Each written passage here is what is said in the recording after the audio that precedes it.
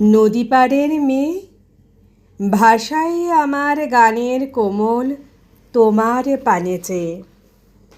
আলতা রাঙা পা দুখানি ছুপিয়ে নদী জলে, ঘাটে বসে চেয়ে আছো আধার অস্তাচলে।